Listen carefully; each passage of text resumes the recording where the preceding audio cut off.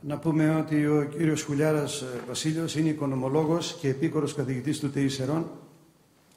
Έχει διδακτορικό δίπλωμα του Δημοκρίτιου Πανεπιστημίου Θράκης, επίσης διδακτορικό δίπλωμα του Πανεπιστημίου Ντιζών, μεταπτυχιακό δίπλωμα οικονομικού τμήματος ΝΟΕ στο Αριστοτέλειο Πανεπιστημίου Θεσσαλονίκης και είναι πτυχιούχος οικονομικού τμήματος επίσης της σχολής ΝΟΕ του Αριστοτελείου Πανεπιστημίου Θεσσαλονίκης.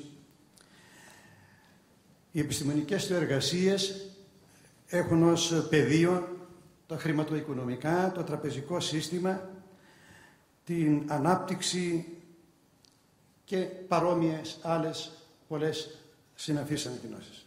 Σας ακούμε, κύριε Βουλιάρα. Η πρώτη μου ειδικότητα είναι η οικονομική του χώρου και η περιοχική οικονομική, γι' αυτό βρίσκομαι εδώ. Ο τίτλος της εργασίας καταρχήν δεν είναι αυτός ακριβώς που εμφανίζεται στο πρόγραμμα. Ο τίτλος είναι το ζήτημα του προσδιορισμού των περιοχών στην εθνογραφική έρευνα. Δηλαδή είναι ένα θεωρητικό ζήτημα, μια θεωρητική προσέγγιση και μετά μια μελέτη περίπτωσης, η περίπτωση των Σερών. Θα μιλήσω σε πρώτο πληθυντικό πρόσωπο, γιατί αυτή η δουλειά δεν θα μπορούσε να γίνει και δεν έγινε χωρίς τη βοήθεια της συντρόφου μου, της κυρίας Νικήτα, που είναι παρούσα, η οποία είναι ειδική σε άλλο τομέα, σε αυτό που χρειαζόταν για να γίνει αυτή η προσπάθεια, η διεπιστημονική τέλος πάντων, που χρειαζόταν για αυτό το θέμα. Αντί προλόγου λοιπόν, και επειδή μας εκφράζει απόλυτα, θα χρησιμοποιήσουμε το κείμενο της καθηγήτριάς μας στην École des Hautes des Sciences Sociales, Ελένης Αντωνιάδου Μπιμπίκου, με το οποίο άρχιζε την εισήγησή της σε ένα παρόμοιο συνέδριο στην ίδια πόλη. Είναι δύσκολο στον μη ειδικό της ιστορίας των Σερών και της περιοχής τους, που όμως θέλει πολύ να πάρει μέρος στο συνέδριό σας, να πει κάτι ενδιαφέρον. Το πολύ ενδέχεται να είναι σε θέση λόγω της ερευνητικής του πείρας σε άλλα θέματα να βάλει μερικά ερωτήματα. Αλλά φυσικά έχοντας συνείδηση ότι πρέπει εκ των προτέρων να υπερβεί το φόβο διατύπωσης κοινών τόπων, αφού ο κίνδυνος ελοχεύει κάθε στιγμή στην με καλοπροαίρετη προσπάθεια. Πρώτη προσέγγιση, η περιοχή στην οικονομική επιστήμη. Η περιοχή λοιπόν, region στα αγγλικά, ίδια λέξη είναι και στα γαλλικά, απλώς προφέρεται region, αποτέλεσε το αντικείμενο μελέτης της οικονομικής επιστήμης σχετικά πρόσφατα. Αν πάρουμε υπόψη πως το πρώτο βιβλίο που τίτλοφορείται και η οικονομία είναι από την κλασική αρχαιότητα, ο οικονομικός του Ξενοφόντα, ο 19ος αιώνας που η περιοχική οικονομική άρχισε να εμφανίζεται, δεν μπορούμε να πούμε πως είναι αρκετά πρόσφατα. Ο Φον Τιούνελ λοιπόν στην αρχή του 19ου αιώνα μελέτησε την εγκατάσταση δραστηριοτήτων και πληθυσμού γύρω από μια πόλη, που συνήθως είχαν, τουλάχιστον εκείνη την εποχή, την ίδια εικόνα οι πόλεις και διάρθρωση, μια προσέγγιση λοιπόν που έγινε γνωστή και καθιερώθηκε ως ομόκεντρη κύκλη του Τιούνελ. Στη συνέχεια ο Άλφρεντ Βέμπερ, όχι Μαξ Βέμπερ, ο Άλφρεντ Βέμπερ, ασχολήθηκε με τον τόπο εγκατάστασης, localization στα αγγλικά, μιας επιχείρησης ή μιας δραστηριότητας σε ένα χώρο που υπάρχουν συγκεντρώσεις πληθυσμού, πόλεις ή χωριά με συγκοινωνιακό δίκτυο ή όχι. Μεγάλη όθηση στις θεωρίες της περιοχικής οικονομικής έδωσε ο Μπουντβίλ, που ανέπτυξε τη θεωρία των πόλων ανάπτυξης, γνωστή νομίζω αρκετά και στην Ελλάδα, και τη θεωρία του δυναμικού ενός σημείου στον χώρο. Θα κλείσω με τη σύντομη αναδρομή στην περιοχική οικονομική, αναφέροντας τις σημαντικές μελέτες του Walter Isaac, Αμερικάνος αυτός, στις διαπεριοχικές διαφορές, την ανάλυση και την ερμηνεία τους. Τι είναι όμως περιοχή?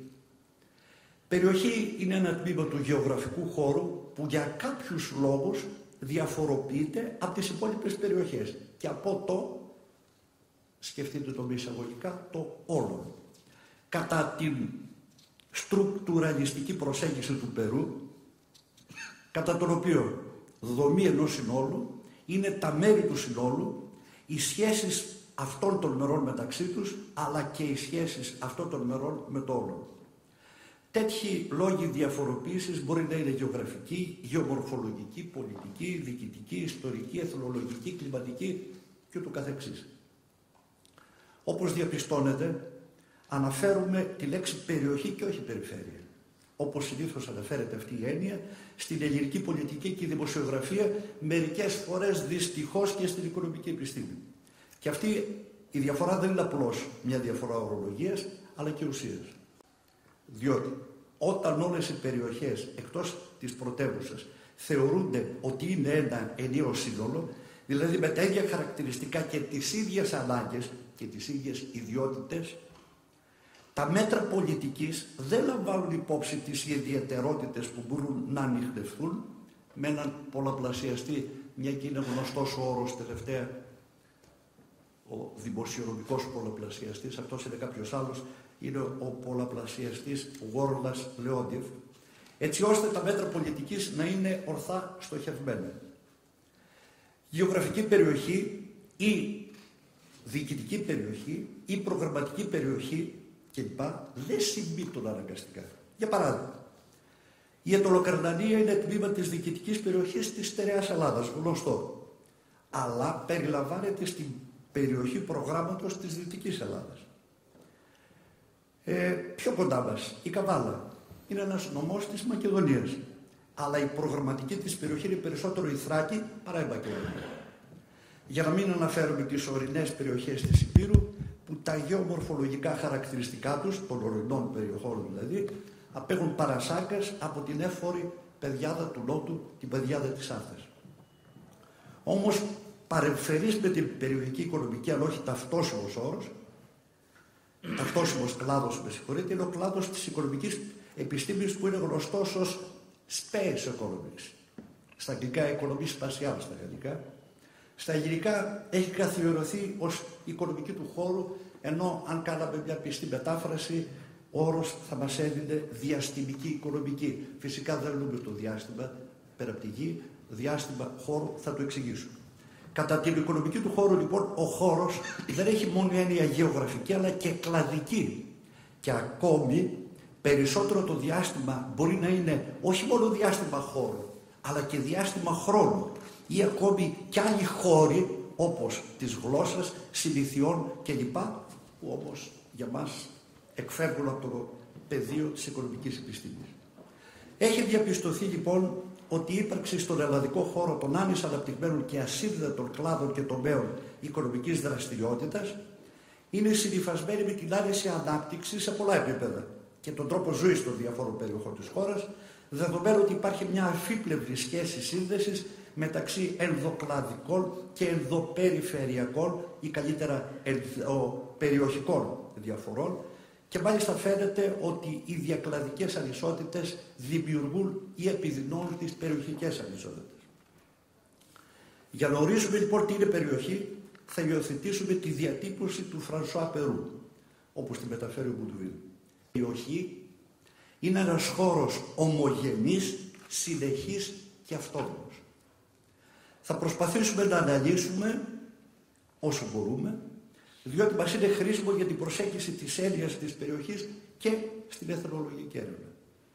Αυτόνομη περιοχή δεν θεωρείται αυτή που έχει αναγκαστικά πολιτική ανεξαρτησία ή κάποιο είδους πολιτική αυτονομία, αλλά εκείνη που διαφοροποιείται σε ορισμένα στοιχεία, οικονομικά, πολιτισμικά ή άλλα, από τις άλλες περιοχές. Δηλαδή από κάποια άποψη συνιστά ένα, ξανά εισαγωγικά, όλων. Έστω και αν αυτή η άποψη δεν είναι το σημαντικότερο χαρακτηριστικό της περιοχής, άποψη εννοώ κριτήριο.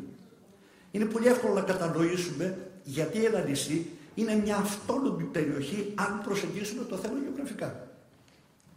Αν όμως το προσεγγίσουμε από το χαρακτηριστικό του επαγγέλματος των κατοίκων, που είναι η αγία και ο τουρισμός, δεν είναι αυτόνομη. Γιατί και τα κοντινότερα νησιά, στα κοντινότερα νησιά, τα επαγγέλματα είναι παρόμοια. Η συνέχεια της περιοχής βέβαια, είπαμε, αυτόνομη, συνεχής και ομοιογενής. Δεν είναι βέβαια μόνο η γεωγραφική και η γεωμορφολογική ομοιότητα, Αλλά δεδομένου ότι τα κριτήρια για τον προσδιορισμό περιοχής δεν είναι μόνο χωρικά, χώρο δηλαδή, η συνέχεια είναι δυνατό να είναι και χρονική. Ως τέτοια συνεχή και αυτόνομη περιοχή, θα το ξαναπούμε αργότερα, θεωρεί ο Μπροντέλ τη Μεσόγειο. Τέλος, η ομοιογένεια αφορά μια σειρά χαρακτηριστικά, διαζευκτικά ή συμπλεκτικά, μαζί ή όχι δηλαδή, καθένα χωριστά ή συνδυασμός τέτοιων χαρακτηριστικών. Στην οικονομική επιστήμη, μια κλασική περίπτωση ομοιογένειας για τον προσδιορισμό των περιοχών είναι το έδαφος και οι δυνατότητές του, ώστε να διακρίνουμε τις παιδινές και τις ορεινές περιοχές ή κατ' επέκταση τις γεωργικές και τις κτηνοτροφικές περιοχές. Το ζήτημα της ομοιογένειας σε ευρύτερες περιοχές, όπως για παράδειγμα είναι η Ευρωπαϊκή Ένωση, δημιουργεί μεγάλες δυσκολίες για την οικονομική πολιτική, ακόμη κι αν αυτή η ομοιογένεια αναφέρεται σε δευτερογενή χαρακτηριστικά. Να πούμε ένα παράδειγμα και να τελειώσουμε με το θέμα της οικονομικής προσέγγισης. Στο ζήτημα της κοινής αγροτικής πολιτικής που είναι και επίκαιρο. Για τη χώρα μας το πρόβλημα δεν είναι η ομοιογένεια των γεωργικών εκμεταλλεύσεων από πλευράς καλλιεργιών ή εκτροφών κλπ, αλλά η δομή της ιδιοκτησίας, η συνύπαρξη έστω λίγων μεγάλων και πολλών μικρών ιδιοκτησιών. Σας κούρασα με τα οικονομικά και περνάει και η ώρα. Η περιοχή στην εθνολογία λοιπόν. Αν για την οικονομική γύμνη ο προσδιορισμός της περιοχής είναι ευχερέστερος, αφού έχει αναπτυχθεί όπως αναφέρθηκε και κλάδος της οικονομίας, στην εθνολογία δεν είναι εξίσου εύκολο και άλλωστε ο ορισμός των περιοχών δεν είναι καθόλου αδιαμφισβήτητος. Οι εθνολόγοι αντιμετωπίζουν τον χώρο ως πολιτισμικό παράγωγο που προκύπτει από το συνδυασμό κοινωνικών γεγονότων, στοιχειωδών αναγκών και συμβολικής σκέψης. Ο Κλοντ Λεβιστρός περιγράφει ότι όταν οι ηθαγενείς ενός χωριού, μπορείτε να φανταστείτε ηθαγενείς με τη λέξη πως είναι σε μια ανεπτυγμένη περιοχή, οι ηθαγενείς λοιπόν ενός χωριού που οι καλύβες τους είχαν κυκλική διάταξη γύρω από μια κεντρική καλύβα, που ήταν κατοικία των ανδρών μάλιστα, όταν αυτοί λοιπόν μεταφέρθηκαν σε ένα άλλο χωριό και οι καλύβες ήταν παράλληλες, οι κάτοικοι έχασαν κάθε αίσθημα παράδοσης.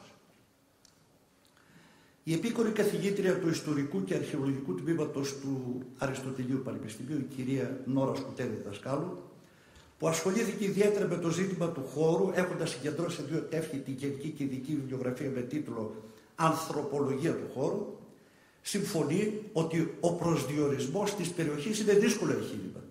Δεδομένου ότι η μελέτη τοπικών πολιτισμών και τοπικών ιδιαιτεροτήτων, η τοπική ιστορία, η έννοια της πολιτισμικής περιοχής, τα χωρικά φαινόμενα καθ' αυτά, ο χώρος δεν υπήρξαν από τα ευνοημένα θέματα των ανθρωπολογικών θεωριών.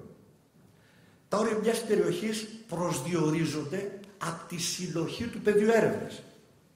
Η έρευνα μιας περιοχής αρχίζει με την καθ' αυτή περιγραφή της περιοχής. Δεν είναι βέβαια δυνατόν να αγνοηθούν η διοικητική ιστορική διαίρεση. Ο Μπροντέλ έγραψε ότι ο πολιτισμός είναι περισσότερο ένας χώρος και όχι μια ιδέα. Ίδια γλώσσα, ίδιος τρόπος ζωής, με το χρόνο αυτά γίνονται ιστορία. Κατά το στυλ Πονακυριακίδη, ο ελληνικός πολιτισμός ιδιαίτερα εντοπίζεται σε συγκεκριμένο χώρο αλλά και με συγκεκριμένη ιστορία. Η αγαπημένη μας καθηγήτρια, είπα σε πρώτο πληθυντικό πρόσωπο γιατί έχω απόλυτα την ευθύνη του κειμένου, της εισήγησης, αλλά είχα τη βοήθεια από πολλές πλευρές της κυρίας Νικήτα. Δεν ήταν δική μου καθηγήτρια, ήταν της κυρίας Νικήτα. Η αγαπημένη μας λοιπόν καθηγήτρια στο Απουθού, η κυρία, όχι κυρία, με συγχωρείτε, Άλκη Κυριακίδου Νέστορος, που δυστυχώς έφυγε γρήγορα αφήνοντας δυσαναπλήρωτο κενό, σημειώνει: ο εθνολόγος βρίσκεται αντιμέτωπος με μια τεράστια ποικιλία πολιτιστικών προφών. Χιλιάδες κοινωνίες, η κάθε μια με το δικό της σύστημα και τα δικά της αναρρύθμιτα πολιτιστικά δεδομένα. Η τοπικότητα, άλλωστε, κατασκευάζεται στο πλαίσιο ευρύτερων χωρικών σχέσεων και αλλάζει μέσα στον χρόνο.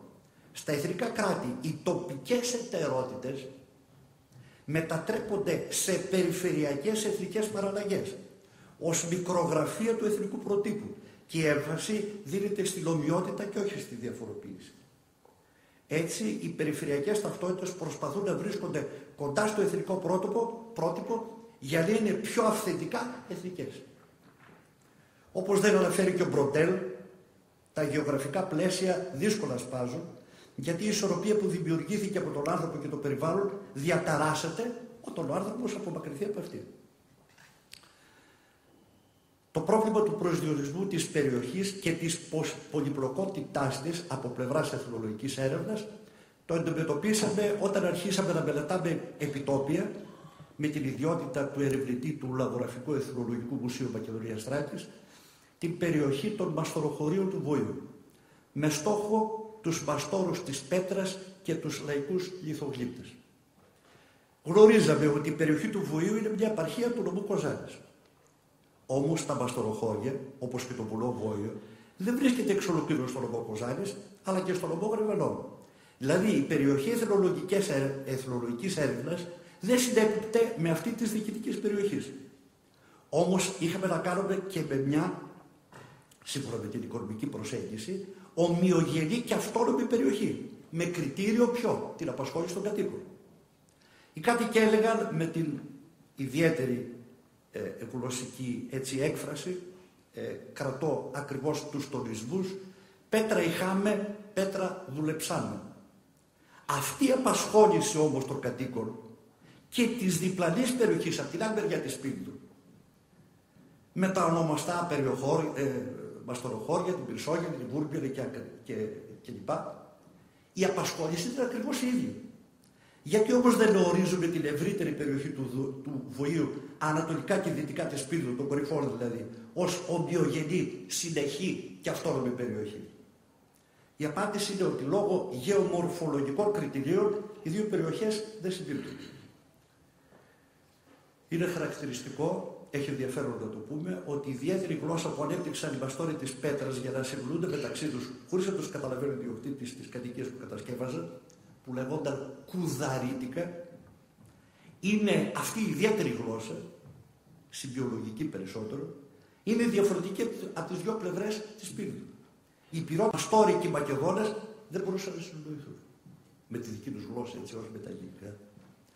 Αντίθετα, σαν έρευνά μας στα Βέντσια, περιοχή δυτικά του Λουγού, στα δυτικά του Λουγού Γρεβενών, η περιοχή μπορεί να έχει τα χαρακτηριστικά της ομοιογενούς, αυτόνομης και συνεχούς, χρησιμοποιώ τους όρους που η οικονομική επιστήμη, το κομμάτι δηλαδή της περιοχικής οικονομικής, προσδιορίζει την έννοια της περιοχής. Διότι η έννοια της περιοχής από διοικητικής πλευράς, από γεωγραφικής, πολιτιστικής, οικονομικής, συμπίπτουν.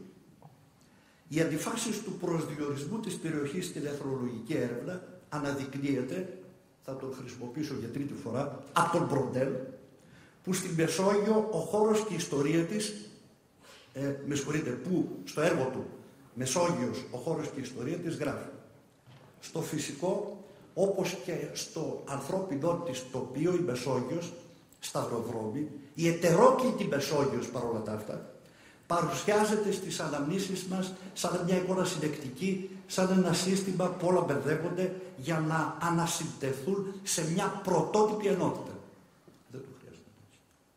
Στους λόφους και στο εσωτερικό της χώρας συναντάμε καλοδιατηρημένες εικόνες του παρελθόντος, τα εργαλεία της συνήθειας, τις τοπικές διαλέκτους, τις φορεσιές, τις προλήψεις της παραδοσιακής ζωής. Είναι πανάρχιες κατασκευές που όμως διασώθηκαν μέσα στον χώρο, γιατί είχαμε ενότητα χρόνου. Μάλλον όχι ενότητα, συνέχεια χρόνου. Είναι όμως απαραίτητο να διακρίνουμε περιοχές, τοπικές ιστορίες, φυλές, πολιτισμούς. Είναι χρήσιμο, είναι απαραίτητο? Μια ενδιαφέρουσα απάντηση δίνει ο Κλοντ Λεβιστρός. Η επικοδομητική ιστορία δεν είναι η κύρια ιδιότητα ορισμένων φυλών ή ορισμένων πολιτισμών που θα μπορούσαν κατά αυτόν τον τρόπο να διακρίνονται από τις άλλες. Προκύπτει από τη συμπεριφορά μάλλον παρά από τη φύση τους. Εκφράζει ένα ορισμένο τρόπο ύπαρξης των πολιτισμών που δεν είναι άλλος από τον τρόπο να συνυπάρχουν.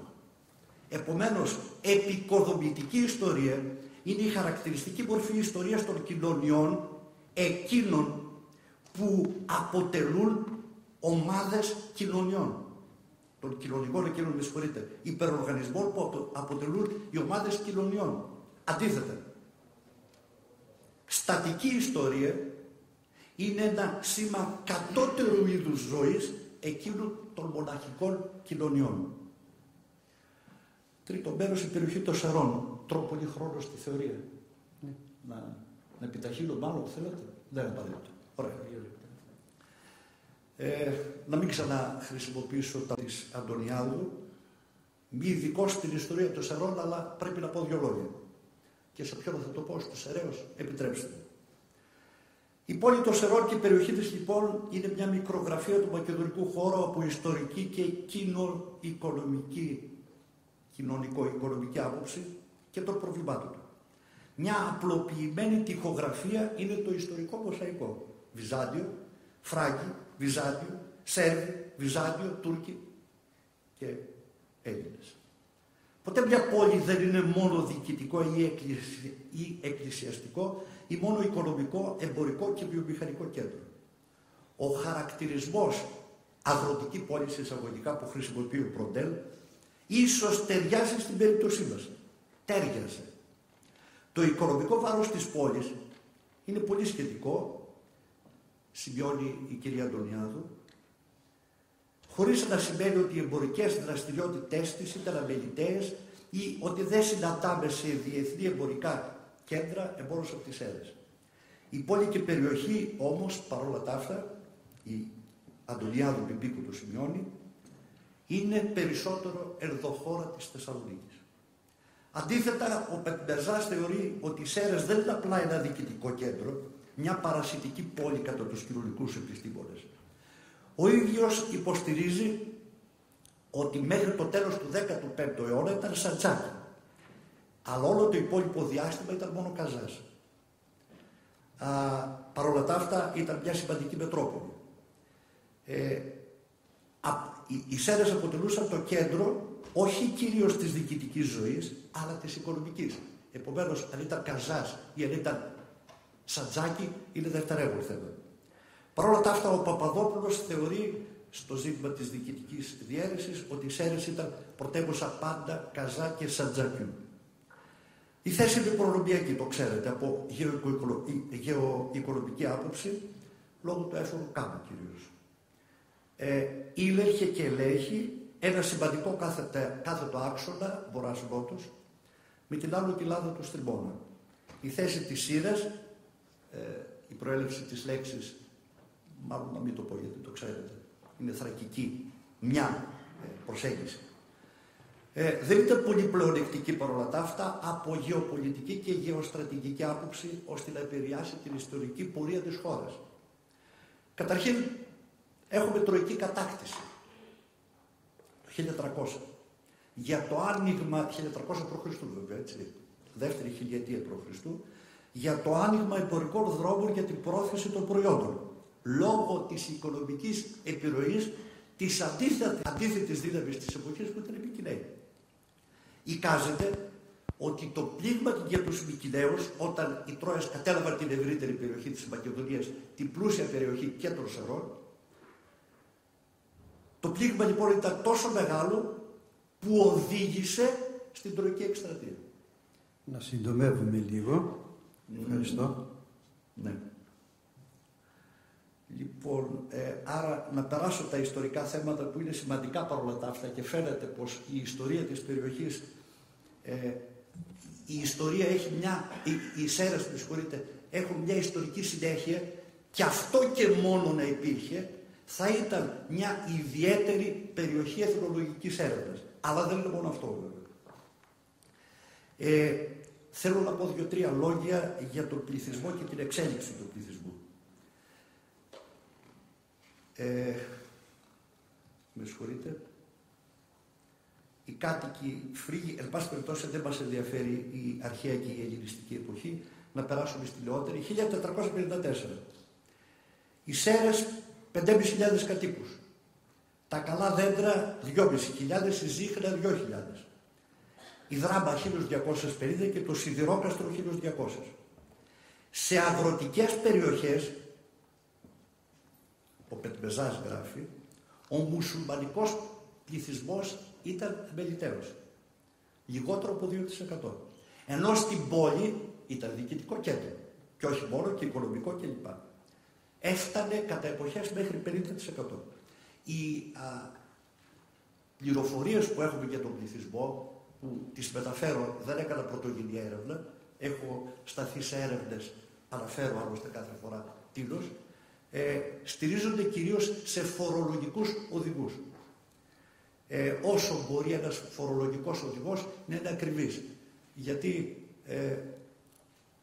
δεν το σημειώνω στην εισήγησή μου, αλλά σε κάποιο φορολογικό οδηγό εμφανίζονται τα επαγγέλματα των κατοίκων. Ποιον? Μόνο των μουσουλμάνων. Σαν να μην είχαν ιδιαίτερο επάγγελμα, σαν οι Έλληνες που ζούσαν στην περιοχή να μην είχαν κάποιο ιδιαίτερο επάγγελμα. Σαν να ήταν όλοι αγρότες. Πράγμα που δεν είναι αληθές. Παρακαλώ να τελειώνουμε, κύριε συνάδελφε. Τότε θα φτάσω στο συμπέρασμα. Έχουμε πληθυσμό που αλλάζει πάρα πολύ, αλλάζει συχνά, αλλάζει σημαντικά, ποσοστά που μεταβάλλονται.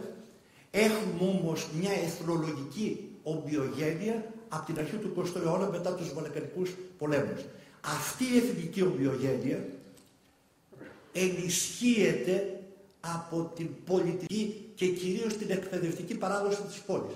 Ξέρετε, σχολεία που δεν υπήρχαν ολού, εξατάξια γυμνάσια, αλληλοδιδακτικό σχολείο, παρθεναγωγία από το τέλος του 19ου αιώνα, ελληνικά, όχι κρατικά ιδρύματα, που βέβαια χρηματοδοτούνται, όπως μπορείτε να φανταστείτε, από τους εμπόρους της πόλης.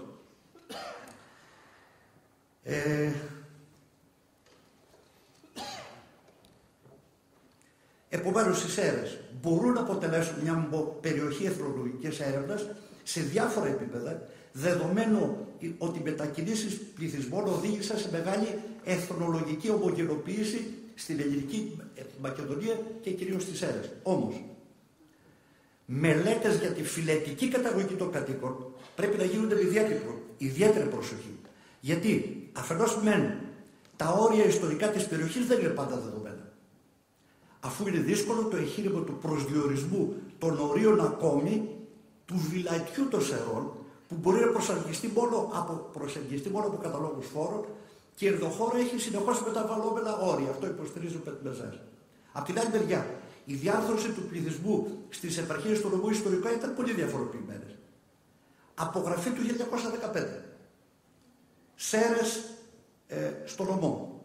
9% Σλαβόφωνοι, 14% Βούλγαροι. Στην Ιγρήτα, αυτά συνέβαιναν και στην πόλη. Το αναφέρει ο Μιχαηλίδης. Στην Ιγρήτα μόνο 3% Σλαβόφωνοι και μόνο 1% Βούλγαροι. Στο Σιδηρόκαστρο το αντίθετο, 11% και 33%. Πρέπει να τελειώσω. Έπρεπε να δώσω περισσότερη... Το γνωρίζουμε. Με ανέβασε το ακροατήριο και ήθελα να τα πω όλα και πολύ. Αυτός που προεδρεύει δεν είμαστε εμείς, είναι ο χρόνος. Ευχαριστώ για την κατανόηση.